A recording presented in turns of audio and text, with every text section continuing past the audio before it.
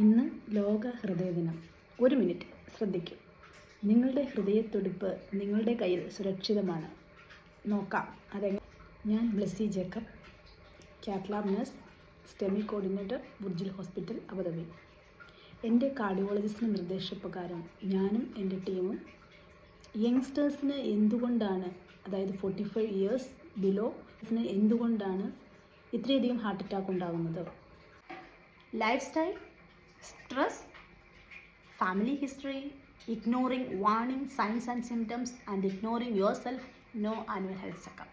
വിശദമായി പറഞ്ഞു കഴിഞ്ഞാൽ ജീവിത രീതിയിൽ നമുക്കുണ്ടാകുന്ന, അതായത് യങ്സ്റ്റേഴ്സ് കൂടുതലും ഔട്ട്സൈഡ് ഫുഡാണ് കഴിക്കുന്നത്, വ്യായാമം ഇല്ലായ്മ, പുകവലി, ആൽക്കഹോൾ, സ്ട്രെസ്സ് ഒരു വളരെ ഇമ്പോർട്ടൻ്റ് ആണ്.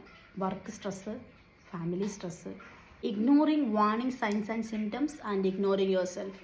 സോ അതിൽ നമ്മൾ പറയുന്നത് വാർണിംഗ് സൈൻസ് ആൻഡ് സിംറ്റംസ്, പലരും ചെസ്റ്റ് പെയിൻ, അതായത് ഹാർട്ട് അറ്റാക്ക് ഉണ്ടാകുന്ന നെഞ്ചുവേദന മാത്രമാണെന്നാണ് കരുതുന്നത്. പക്ഷേ അതല്ലാതെ കുറച്ച് വാർണിംഗ് സൈൻസ് ആൻഡ് സിംറ്റംസ് നമുക്ക് തരുന്നുണ്ട്. Next, annual health checkup. ഇപ്പോൾ മിക്ക കമ്പനികളും annual health checkup follow up ചെയ്യുന്നുണ്ട്. എവിടെയാണ് ഒരു കാർഡിയോളജി റിലേറ്റഡ് ആയിട്ടുള്ളത് അവിടെയാണ് പോകേണ്ടത്. അറ്റാക്ക് വന്ന പേഷ്യൻറ്റിന് ഗോൾഡൻ ടൈം മൊമെൻ്റ് ഉണ്ട്. നമ്മളതിനെ ഡോട്ട് ബലൂൺ എന്ന് പറയാം.